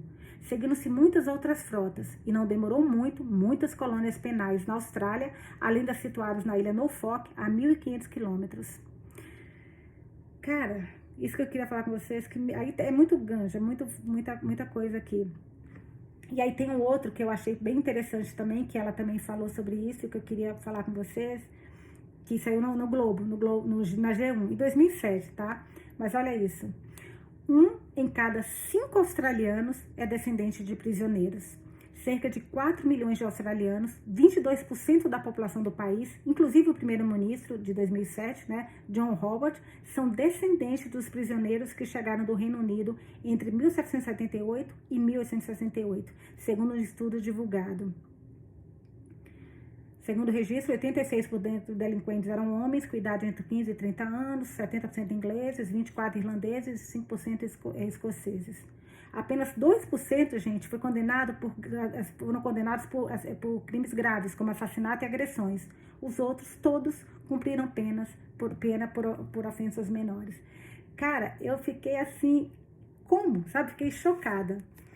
Mas eu queria dividir isso com vocês, que eu achei que foi um estudo bem interessante. Eu amei, queria muito agradecer para vocês essa companhia em mais um livro espetacular. Eu confesso que eu achei que ele fosse, assim, um pouquinho mais leve. Não sei, eu tinha a sensação que talvez ele fosse um pouquinho mais leve, mas eu amei o final do livro. Eu amei aparecer a Ruby no final. Eu fiquei muito triste pelo que aconteceu com a Matina, muito mesmo. Mas vou pesquisar para ver, mas assim, ela, pelo visto, ela foi um exemplo do que aconteceram. Ela representou milhares de outras, E queria falar com vocês que na semana que vem nós vamos começar um livro muito delicioso. Eu vou colocar nas redes sociais, que se chama Além da Porta Sussurrante. É uma fantasia, mas eu acho, gente, que vai ser aquele livro de aquecer o coração. Porque eu li dele outro livro, Macerulho, como é que era? Agora esqueci, alguma coisa do Macerulho, que é A Casa no Macerulho, que é maravilhoso, que eu me arrependi muito de não ter lido com vocês, tão lindo que é. Esse minha irmã terminou, falou que é espetacular. Então a gente vai ler esse. Depois nós vamos ler O Que o Vento Sussurra. E depois nós vamos ler do mesmo autor do Homem Chamado Ove, de Mentes Ansiosas, de Minha Avó Pede Desculpas, e de Brigitte Marie esteve aqui, Gente Ansiosa, que diz que é demais. Então, semana que vem a gente começa, provavelmente eu acho que na segunda ou na terça, tá? Porque hoje é terça, então acho que dá um tempinho aí pra vocês descansarem de olhar a minha cara. Essa carinha aqui. Gente, muito obrigada pela companhia. Como eu amo, vocês não têm noção como eu amo. Muda a leitura, ler com vocês. Muda a leitura, ler o que vocês falam. Muda. É muito bom. Vocês falam coisas que eu falo, cara, eu não tinha pensado nisso. O ato de ler, de forma geral, é um ato solitário, De forma geral. E esse nosso clube de leitura aqui deixou o nosso ato de ler nessa comunidade tão gostoso. Muito obrigada pela companhia. Eu amo vocês, amo ler com vocês. Amo, amo. Beijos e até a próxima. Não esquece de deixar para mim o que vocês acharam, por favor. Beijinhos.